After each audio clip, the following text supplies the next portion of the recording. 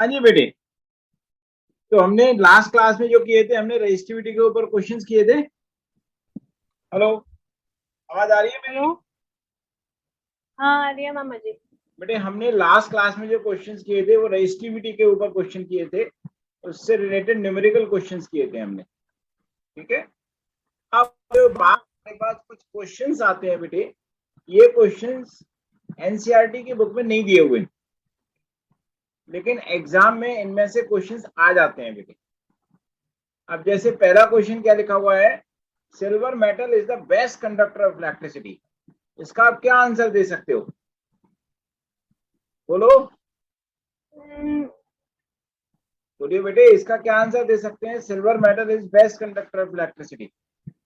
मतलब मतलब आपको रीजन देना है कि सिल्वर मेटल जो है बेस्ट कंडक्टर क्यों है इलेक्ट्रिसिटी का, ये आपको क्योंकि एग्जाम्पल उसकी दिया। रेजिस्टिविटी कम होती है और इसमें मोर नंबर ऑफ फ्री और इलेक्ट्रॉन्स होते हैं। क्या होते हैं? वो नंबर ऑफ फ्री इलेक्ट्रॉन। इसके अंदर इसकी रेजिस्टिविटी बहुत कम होती है और इसके अंदर क्या होते हैं, बहुत ज्यादा फ्री इलेक्ट्रॉन्स होते हैं। चलिए रीड करिए, करिए read. Reason first, it has more number of free electrons.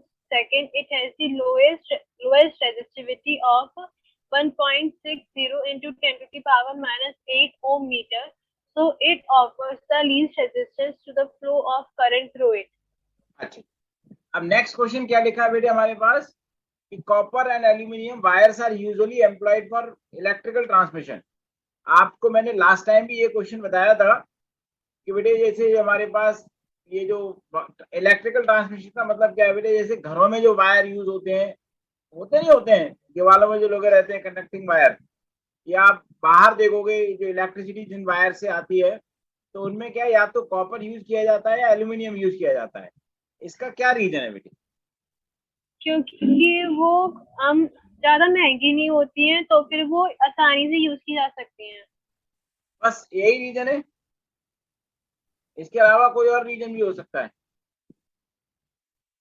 बेटे, इनकी जो रजिस्टिविटी होती है वो सिल्वर कम होती है। और मतलब इनकी जो कॉपर की और एल्यूमिनियम की रजिस्टिविटी है सिल्वर से थोड़ा सा ज्यादा है, बस मार्जिनल डिफरेंस है, बहुत ज्यादा चेंज नहीं है। तो मतलब क्या है कि इनमें भी बहुत ज्यादा फ्री नंबर ऑफ इलेक्ट्रॉन्स होते हैं। ठीक है, सिल्वर के कंपैरिजन में जी। कम होते हैं, लेकिन they are as good as silver, not up to the silver, but उसके लगभग आसपास ही होते हैं। और दूसरी चीज क्या है कि सस्ते भी हैं, तो इसलिए क्या है कि सिल्वर से तो बहुत चीप होते हैं, तो इसलिए क्या करते हैं, इनको हम यूज करते हैं। बढ़िया answer. First, they have more number of free electrons.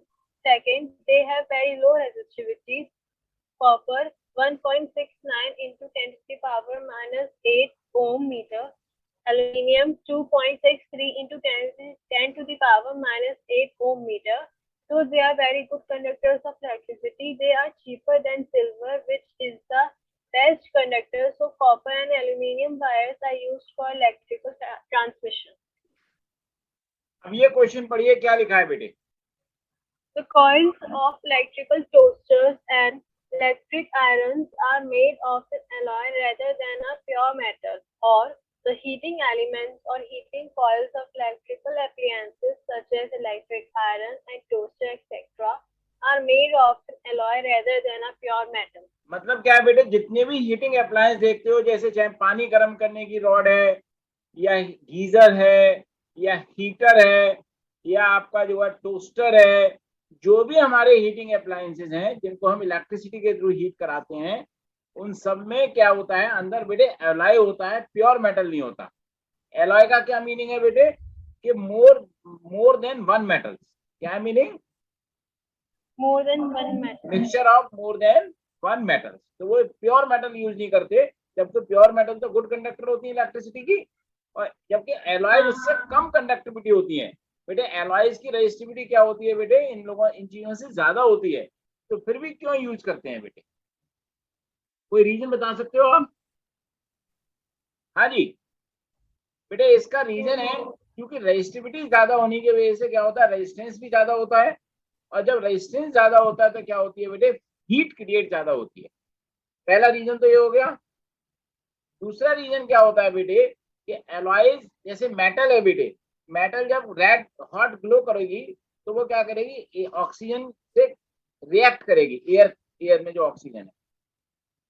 लेकिन वो क्या है बेटे, एलॉयज क्या है, हाई टेम्परेचर पर भी वो रिएक्ट नहीं करते एयर के साथ। क्लियर हो नहीं हुआ? हाँ। और तीसरी चीज क्या होती है बेटे, एलॉयज का जो मेल्टिंग पॉइंट है वो क्या होता है, इंडिविजुअल मेटल से हाई हो जाता है। तो इसलिए ये 3-4 रीजन है बेटे जिनकी वजह से हम क्या करते हैं कि हम प्योर मेटल यूज नहीं करते बल्कि एलॉय यूज करते हैं। क्लियर? हाँ। पढ़िए। Reason first, resistivity of an alloy is much higher than that of its constituent metals. Alloys do not oxidize burn easily at higher temperatures where they are red hot. Alloys have high melting point. अब next question देखिए बेटे, next question है कि बेटे tungsten is almost exclusively used for the filament of the electric lamp. कौन सा बेटे electric lamp? आपने बल्ब देखा है वो वाला, ये वाला जो बल्ब होते हैं, ये फिलामेंट वाला बल्ब देखे नहीं देखे आपने? कैसे मतलब? फिलामेंट वाले बल्ब नहीं देखे? दिखाता हूं उनको।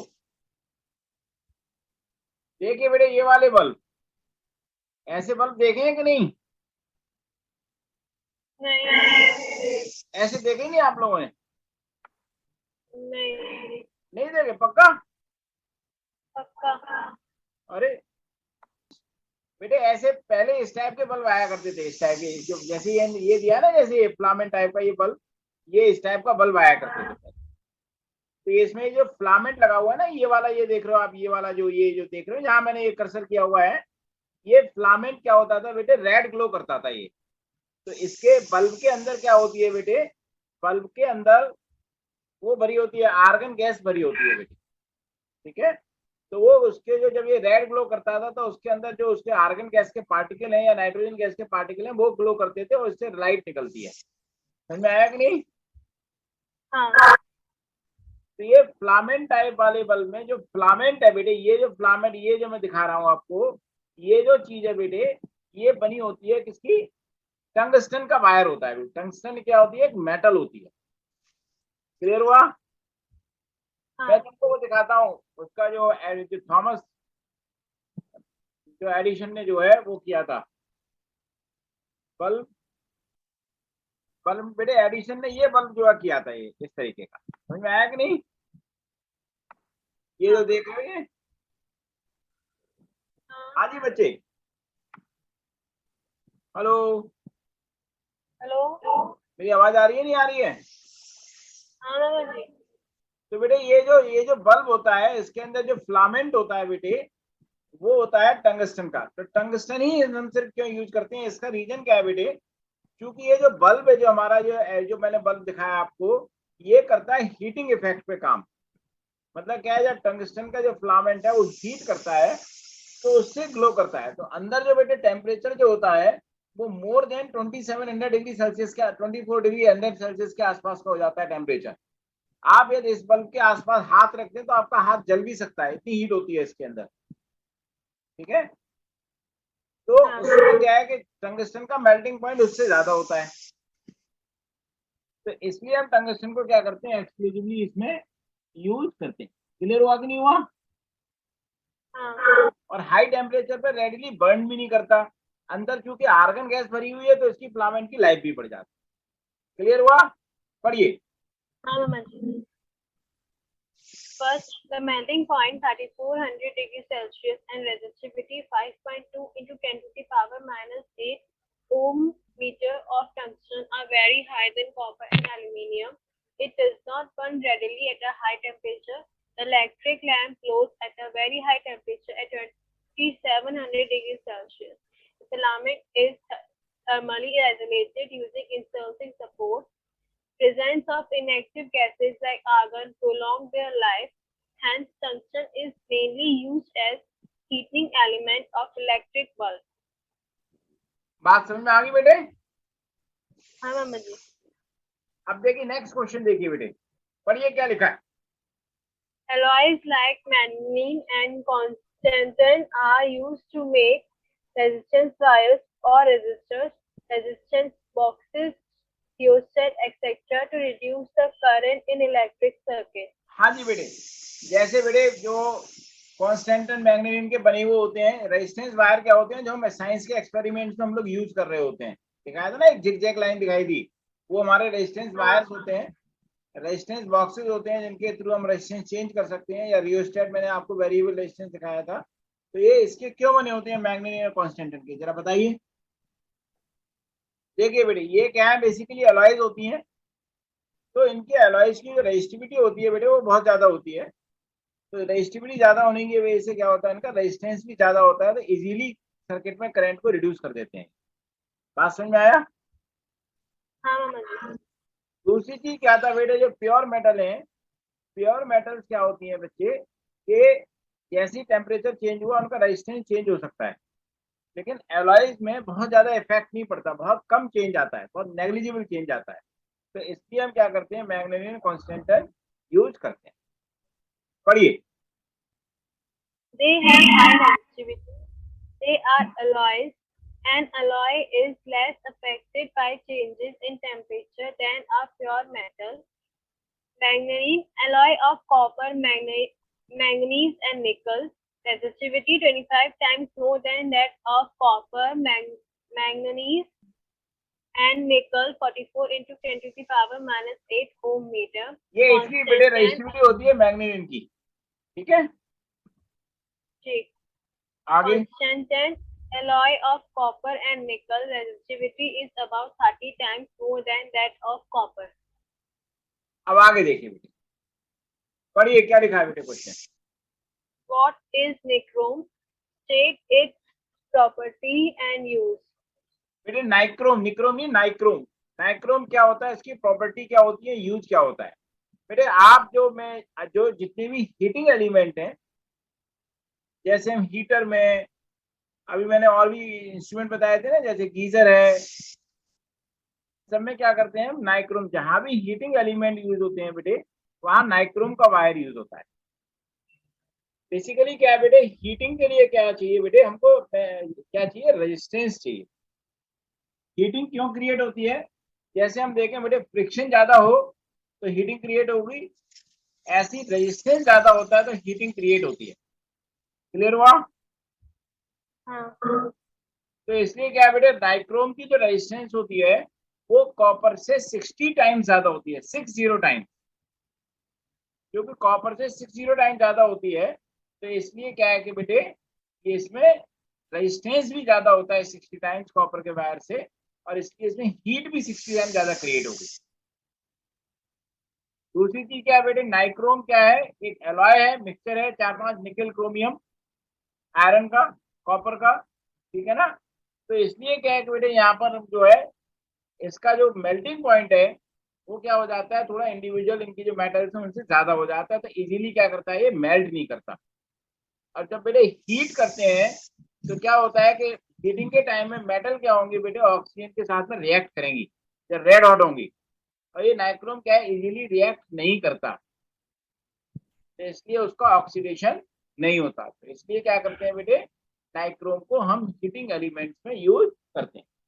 क्लियर हुआ कि नहीं हुआ? हाँ मामा जी। पढ़िए।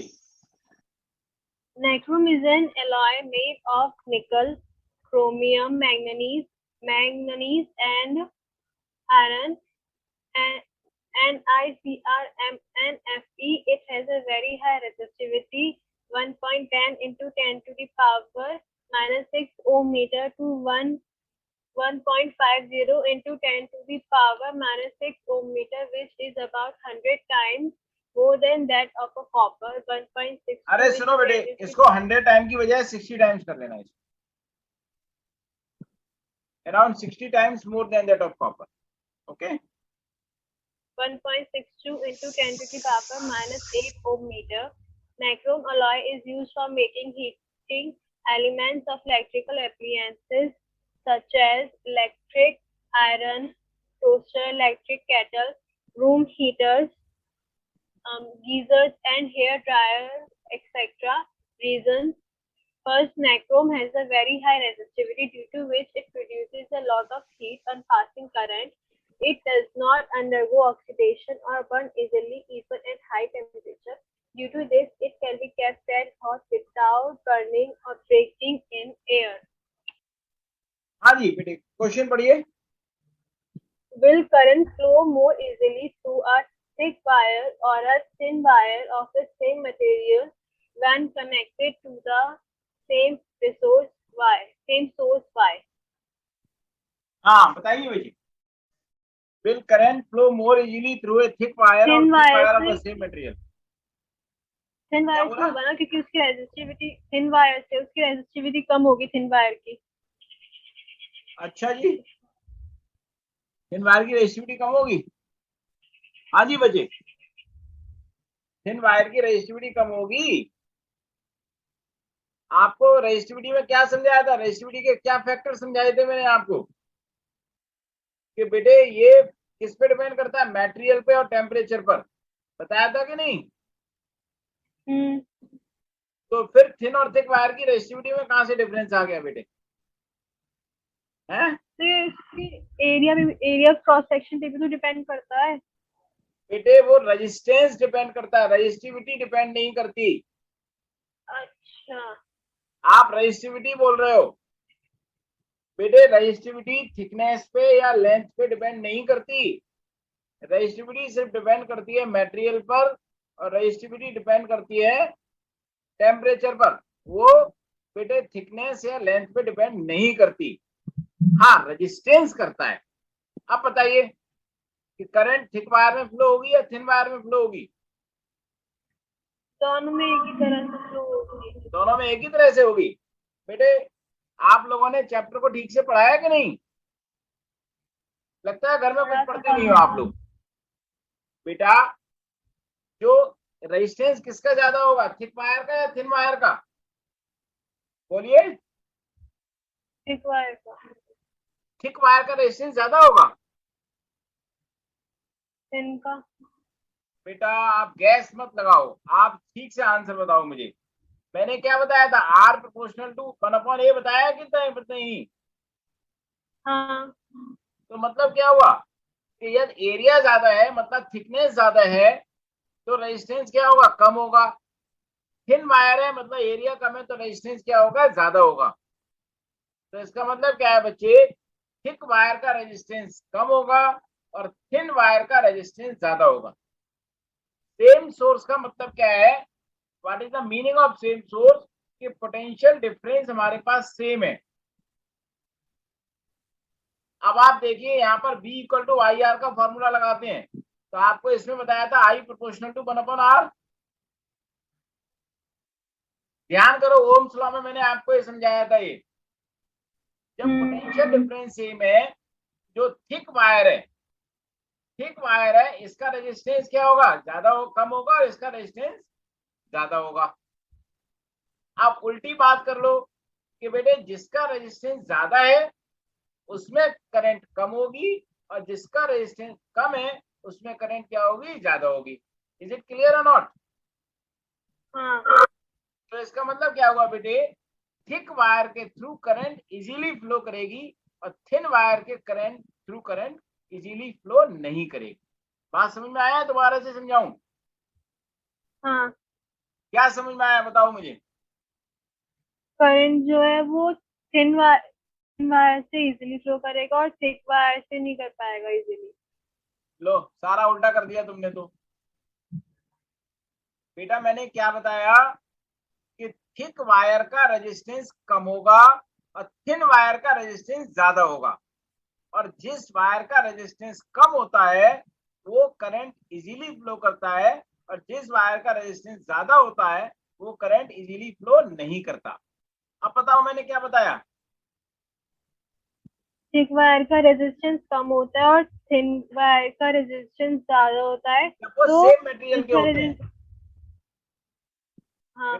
सेम मटेरियल के हो तो थिक वायर का रेजिस्टेंस कम होगा और थिन वायर का रेजिस्टेंस क्या होगा? ज्यादा होगा. अब आगे बताओ. उससे तो फिर जिसका रेजिस्टेंस कम होता है उसमें करंट आसानी से फ्लो करता है, और जिसका रेजिस्टेंस ज्यादा होता है उसमें नहीं कर पाता है फ्लो अब बात समझ में आ गई? हाँ। पढ़िए। R is inversely proportional to A, where A is area of cross section of wire or thickness of wire. A thick wire provides less resistance to current than a thin wire of the same material if the current is withdrawn from the same source. So current flows more easily through a thick wire than a thin wire. Question समझ में आया कि नहीं आया बेटे आपको? ये हाँ बेटे एग्जाम में इस तरीके के क्वेश्चंस आते हैं, ये ध्यान रखना बेटे।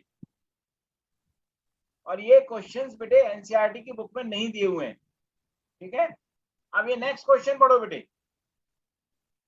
Alloys do not oxidize at higher temperature. How this property is used in electrical devices? बेटे एलॉयज क्या है, वो हाई टेम्परेचर पर ऑक्सीडाइज नहीं करते, तो हम इलेक्ट्रिकल डिवाइसेस में कैसे क्या करते हैं, इनको हम as a heating element use कर लेते हैं। ऑक्सीडाइज का मतलब क्या है बेटे, इनकी ऑक्सीजन के साथ में रिएक्शन नहीं होती है, ठीक है ना, हाई टेम्परेचर पे, इसलिए हम इनको कहाँ यूज कर लेते हैं, हीटिंग एलिमेंट में यूज कर सकते हैं। पढ़ो। They can be made red hot without burning or breaking in air and are used in electrical heating devices like electrical iron toasters, electric kettles, room heaters, geysers, and hair dryers, etc. बात समझ में आ गया बेटे? हाँ। अब ये question पढ़ो बेटे। A copper wire of resistivity rho is stretched to reduce its diameter to half of its previous value. What will be its new resistivity? B. A wire of resistivity rho is stretched to double its length. What it is new resistivity? Give reason for your answer. बेटे पहले part में क्या दिया है बेटे, कि wire को stretch करके उसके डायमीटर को हाफ कर दिया, और दूसरे पार्ट में क्या किया है कि वायर को स्ट्रेच करके इसकी लेंथ को डबल कर दिया, ठीक है? इन एनी केस लेंथ और एरिया तो चेंज हो ही चुका है ना। अरे मेरी आवाज आ रही है कि नहीं? हाँ मामा जी। तो बताइए इसकी नई रेजिस्टिविटी क्या होगी बेटे, बोलो। इसकी नई रेजिस्टिविटी, हाँ बेटा, आपने रिवीजन नहीं किया है, आपने रिवीजन नहीं किया है बेटे। आपको मैंने क्या समझाया था, अभी अभी थोड़ी देर पहले ही मैंने बताया था कि रेजिस्टिविटी बेटे एरिया पे और लेंथ पे डिपेंड नहीं करती। हम एरिया और लेंथ को कितना भी चेंज करें बेटे, रेजिस्टिविटी चेंज नहीं होगी। बात समझ में आया कि नहीं? हाँ बेटे रेजिस्टिविटी चेंज नहीं होगी, चाहे कितना भी एरिया चेंज कर लें उसका, चाहे कितना भी डायमीटर चेंज कर लें, चाहे हम कितनी भी लेंथ चेंज कर दें, जब तक कि मटेरियल चेंज नहीं करेंगे या टेम्परेचर चेंज नहीं करेंगे तब तक रेजिस्टिविटी चेंज नहीं होगी। समझ में आया? So the resistivity remain the same because the resistivity does not depend on the area of cross section or length of the wire. Clear? पढ़िए। its resistivity will remain same in both cases. Reason: resistivity does not depend on the diameter or length, it depends only on material and temperature of the substance. Clear हुआ कि नहीं हुआ? हाँ। अब पढ़िए बेटे।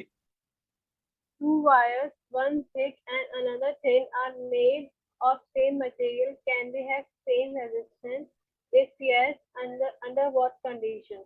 बेटे क्या उन दोनों का रेजिस्टेंस सेम हो सकता है? हाँ जी बच्चे। बेटे यदि मान लीजिए सेम रेजिस्टेंस हो सकता हो तो क्या वो कंडीशन होंगी जिसमें वो सेम रेजिस्टेंस हो सकता है? देखिए बेटे, वो क्या कंडीशन है जिनमें वो सेम रेजिस्टेंस जिसका हो सकता है? हाँ जी देखिए बेटे, आपको दिख रहा है कि नहीं? हाँ मामा जी। अब देखिए बेटे, मान लीजिए हमारे पास एक वायर क्या है थिक है और एक वायर क्या हमारे पास थिन है। क्लियर? हाँ जी बेटे, समझ में आया कि नहीं आया? हाँ मामा जी। देखिए, मान लीजिए दो वायर हैं, मान लीजिए दोनों का रेजिस्टेंस हमारे पास क्या है, सेम है। मान लेते हैं बेटे, जो पहले का जो एरिया था वो ए था, लेंथ क्या है दोनों की, अच्छा लेंथ हमें पता नहीं है, और मान लेते हैं दूसरे का एरिया क्या है हमारे पास, उसका हाफ है। समझ में आया कि नहीं? हाँ। L1 मान लीजिए L है, तो L2 कितनी होगी हमारे पास, रो हमारे पास सेम है क्योंकि सेम मटेरियल है,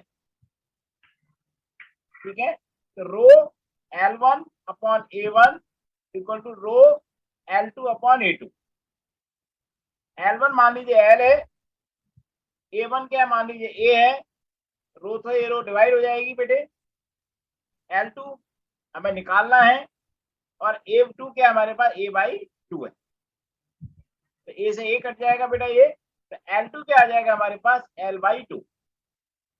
मतलब क्या है बेटे, यदि हम जो दूसरा वायर है उसकी, मतलब मान लीजिए दो वायर हैं, एक वायर ये है और दूसरा वायर ये है, तो एक वायर की लेंथ भी हाफ हो जाए, एरिया भी हाफ हो जाए, तो दोनों का रेजिस्टेंस क्या हो जाएगा हमारा, सेम हो जाएगा। क्लियर हुआ कि नहीं? हाँ। आया ना? हाँ मामा जी। पढ़िए इसको भी। Yes, condition first. Thickness of thick wire is double the thickness of thin wire, that is A1 is equals to A and A2 is equals to A upon 2. Second, length of thick wire is double the length of thin wire, that is L1 is equals to L and L2 is equals to L upon 2. R is directly proportional to 1 upon A. R1 upon R2 is equals to L1 upon A1 into A2 upon L2 is equals to 1 upon A into 2 upon 2 into L is equals to 1. 1 upon 1, that is 1:1. That is R1 is equals to R2 proved provided temperature is same, that is बात समझ constant. में आया बेटे, यदि हम एक wire का जितना एरिया और जितनी लेंथ है और दूसरे वायर का उसका हाफ कर दें या डबल कर दें, मतलब दोनों में से कुछ भी ले सकते हैं, मतलब एक का दोनों में हाफ हाफ का डिफरेंस होना चाहिए, तो हमारा ये क्या होगा, इक्वल हो जाएगा। पढ़िए बेटे क्या लिखा है। Which properties are must for a bulb filament and which metal specifies these properties? बेटे फिलामेंट की क्या प्रॉपर्टी होनी चाहिए कि ये जल्दी ऑक्सीडाइज नहीं होना चाहिए, ओके, इसका मेल्टिंग पॉइंट बहुत हाई Melting होना point. चाहिए, क्लियर और नॉट, हाँ इसकी रेजिस्टिविटी बहुत हाई होनी चाहिए तभी तो हीट जनरेट होगी, क्लियर, हाँ। और इसकी लो कॉस्ट की होनी चाहिए, मतलब ज्यादा कॉस्टली भी ना हो, तो भाई बल्ब यूज कैसे करेंगे हम, बहुत ज्यादा कॉस्टली। और ये क्या करता है बेटे, टंगस्टन इसको फुलफिल करता है, जो जिसके बारे में मैंने अभी आपको ऊपर समझाया था। पढ़िए बेटे। Properties of a metal for choosing it a bulb filament. First, it must have high melting point and boiling point. It must have high thermal conductivity. It बेटे must have high electrical. Thermal conductivity का मतलब क्या है, heat easily pass होनी चाहिए उससे। आगे पढ़ो। It must have high electrical resistivity. It should have low cost. Tungsten satisfies these properties. It has melting point 3422 degrees Celsius, while nichrome has melting point 1400 degrees Celsius. For a typical incandescent light bulb, tungsten filament operates at approximately 2500 degrees Celsius, which is above the melting point of nichrome. हाँ जी बच्चे, ये question पढ़िए और मुझे इसका answer बताइए क्या होगा। Two wires, one of copper and other of manganese, have equal lengths and equal resistance. Which is thicker, given that resistivity of manganese is higher than that of copper? बताइए। Equal resistance है तो इनकी thickness भी तो same होगी। नहीं बोलिए बेटे, नहीं समझ में आ रहा। देखिए बेटे, क्या है, दो वायर हैं, एक कॉपर का है और दूसरा क्या है हमारा मैग्नीज का है। तो बेटे आपको क्या बताया था मैंने कि मटेरियल डिफरेंट होंगे तो क्या होगा, उनका रेजिस्टेंस भी डिफरेंट होगा, बताया था ना। हाँ। लेकिन ये हमें मटेरियल को सेम रखना है तो उनकी थिकनेस में और लेंथ में कुछ ना कुछ चेंज करना पड़ेगा। क्लियर? यहाँ पर क्या है बेटे, इनका रेजिस्टेंस क्या है, यहाँ पर ये इक्वल है, यहाँ पर रेजिस्टेंस। क्लियर हुआ कि नहीं हुआ? है ना। लेंथ भी क्या है, इक्वल है। तो इसका मतलब क्या हुआ, जब लेंथ भी इक्वल है, रेजिस्टेंस भी इक्वल है, तो इसका मतलब उनकी थिकनेस में जरूर कुछ ना कुछ डिफरेंस होगा। बात क्लियर हुई कि नहीं? हाँ।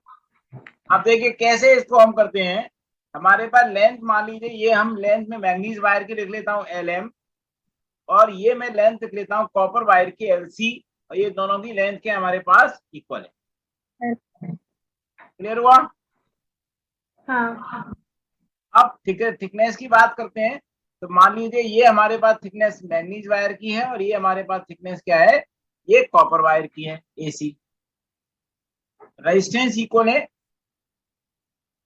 R M is equal to R copper. Clear?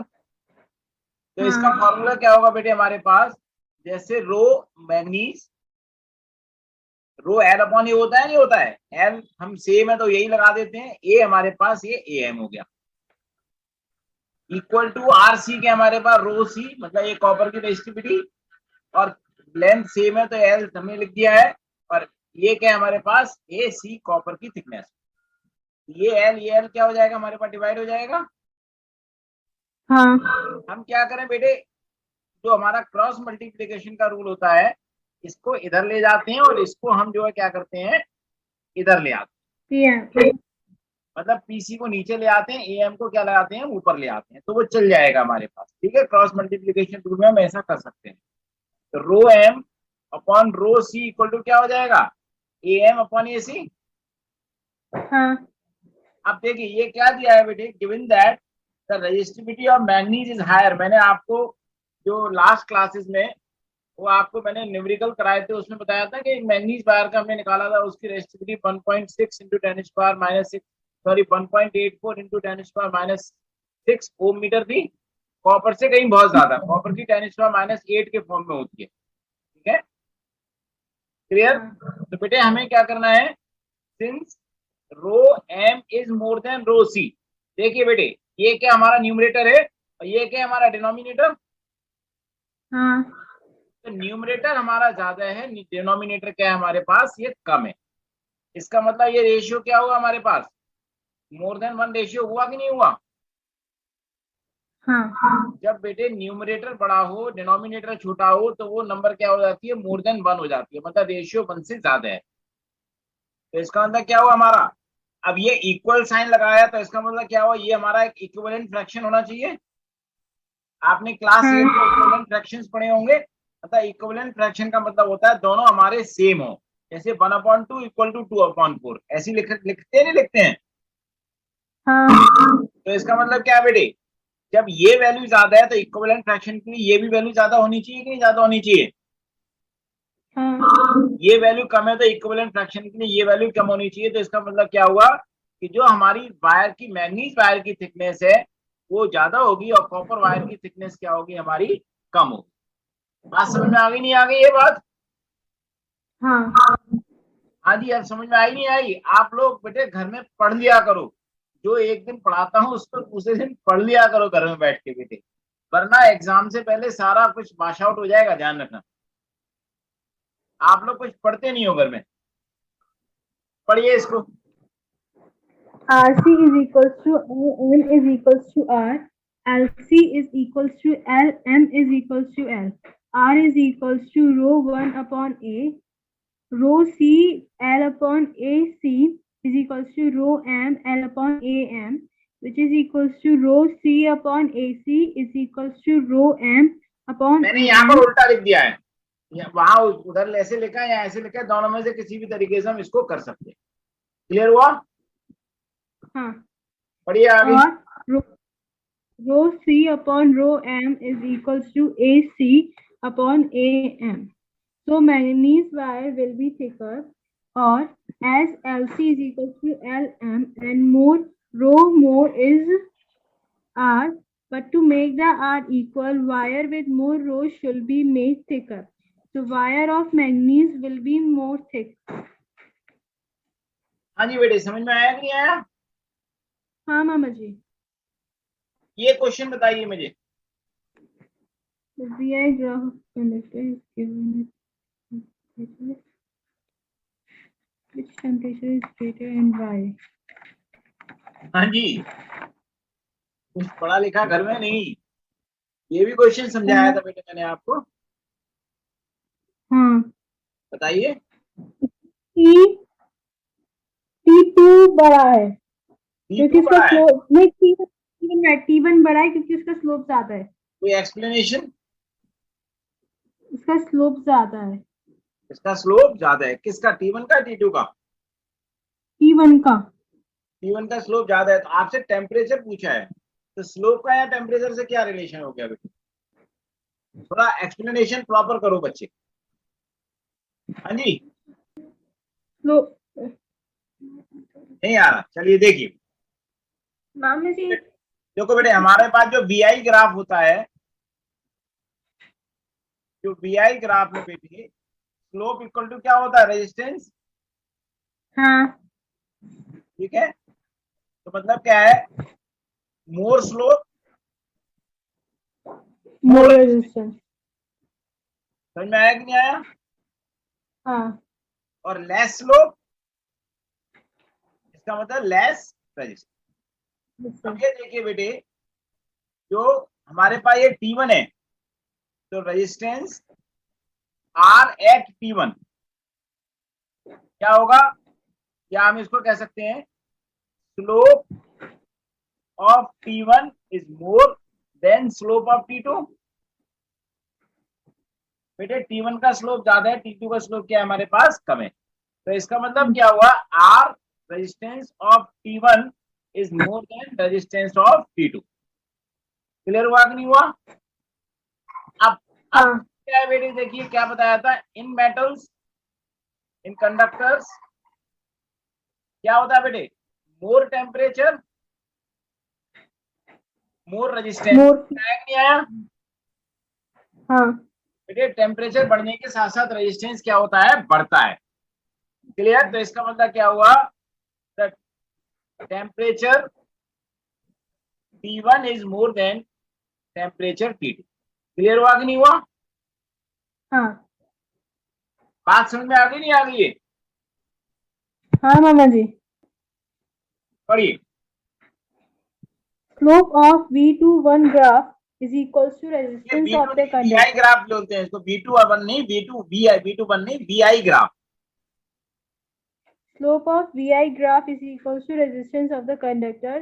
Slope at T1 is greater than slope at T2, so R1 is greater than R2. Resistance of a conductor increases with increase in temperature, so T1 is greater than T2. Clear हुआ कि नहीं? हाँ. अब जैसे ये देखिए बेटे, ये वाला ग्राफ दिया हुआ है। नॉर्मली VI ग्राफ क्या होता है? हमारा स्ट्रेट लाइन होता है, लेकिन ये ग्राफ क्या दिया हुआ बेटे? कर्व दिया हुआ है। और जब भी ग्राफ में कर्व होगा तो ये कंडक्टर ओम्स लॉ को ओबे नहीं कर रहा है।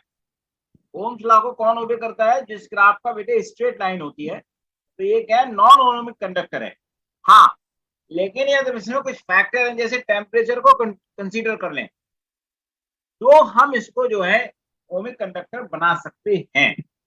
और यदि टेम्परेचर को कंसीडर नहीं किया है, तो ये हमारा क्या होगा? ओमिक कंडक्टर नहीं होगा। क्लियर? हाँ. पढ़िए। The VI graph of a material is given. Is the material ohmic or not?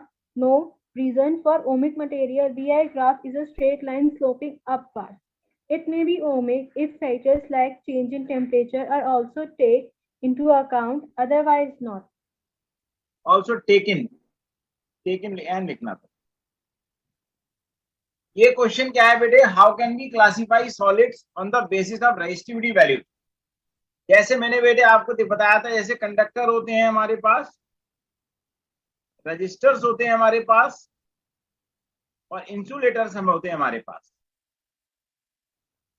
बेटे कंडक्टर्स की रेजिस्टिविटी होती है बेटे बहुत कम होती है, 10⁻⁸ से, मैंने आपको बताया था 10⁻⁶ के ऑर्डर की होती है। रजिस्टर की रेजिस्टिविटी बेटे कंडक्टर से ज्यादा होती है, और इंसुलेटर की रेजिस्टिविटी बेटे पॉजिटिव में होती है, लाइक 10⁻⁴, 10⁻⁻16, 10⁻18 के ऑर्डर की हमारी ये रहती है।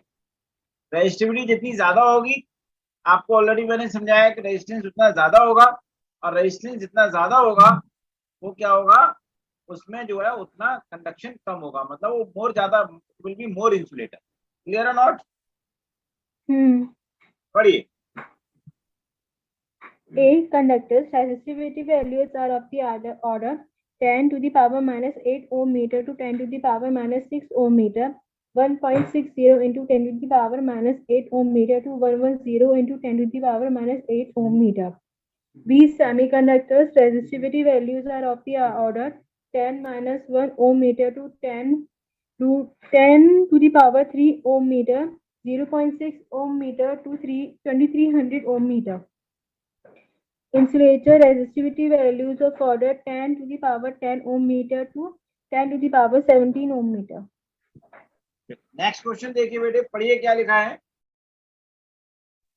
A conducting wire draws a current of 2 ampere from a battery at 20 degrees Celsius. 20 degrees. If temperature is increased to 40 degrees Celsius, what happens to the current drawn by the same wire when connected to the same battery? Explain. हाँ जी बेटे, बताइए क्या होगा। अब तो इतनी सारी चीजें मैंने आपको समझा दी, बता रही हूँ। पता नहीं। नहीं बता रही हूँ। देखिए बेटे, हमारे पास बेटे क्या है, current of 2 ampere from a battery at 20 degree Celsius. Battery हमने चेंज नहीं की है, बैटरी हमारे पास सेम है, सेम बैटरी है, और हमने टेम्परेचर 40 डिग्री सेल्सियस कर दिया। अभी मैंने आपको क्या बताया था, जैसे जैसे टेम्परेचर बढ़ेगा तो क्या होगा, रेजिस्टेंस बढ़ेगा। हाँ बेटे जैसे जैसे टेम्परेचर बढ़ेगा वैसे वैसे क्या होगा, रेजिस्टेंस बढ़ेगा, और जैसे जैसे रेजिस्टेंस बढ़ेगा बेटे, देखिए V I इक्वल टू क्या, V अपन R होता है कि नहीं होता है। इसका मतलब क्या, I is inversely proportional to R। Resistance बढ़ेगा तो क्या होगा, करंट रिड्यूस हो जाएगी। मतलब क्या है बेटे, टेम्परेचर बढ़ने के साथ साथ रेजिस्टेंस बढ़ेगा, और रेजिस्टेंस बढ़ने के साथ साथ करंट क्या होगी, कम हो जाएगी। क्लियर हुआ कि नहीं हुआ? इसीलिए आप देखोगे बेटे, कुछ टाइम तक जैसे आप किसी अप्लायंस को चलाते रहो, उसमें से हीट जनरेट होने लगती है, हीट जनरेट होने लगती है, और उसकी इफेक्टिविटी थोड़ी क्या होती है, कम होने लगती है। क्लियर हुआ कि नहीं हुआ? क्योंकि टेम्परेचर बढ़ने के साथ साथ क्या होता है, उसका रेजिस्टेंस बढ़ता है, इससे करंट कम होती है, और करंट कम होगी तो वो जो एनर्जी आ रही है बेटे, वो हीट में कन्वर्ट हो जाएगी। क्लियर हुआ कि नहीं? नहीं आया मामा जी। बेटे देखिए, जैसे मान लीजिए बैटरी से तो करंट आनी है ना, जो बैटरी से करंट आनी है बेटे, लेकिन वायर के थ्रू पास नहीं होगी, तो एमीटर में उतनी करंट शो नहीं करेगी। लेकिन बैटरी एनर्जी खर्च कर रही है, तो वो एनर्जी होगी बेटे एज ए हीट कन्वर्ट होती जाएगी, तो इससे वायर क्या हो रहा है, हमारा गर्म होता जाएगा। क्लियर हुआ कि नहीं हुआ? हाँ आया ना? हाँ। पढ़िए। Resistance of a wire increases with increase in temperature. So if the wire is same, then the current will be reduced. Okay, ये बेटे ये क्वेश्चन समझ में आ गए नहीं आ गए? हाँ। चलिए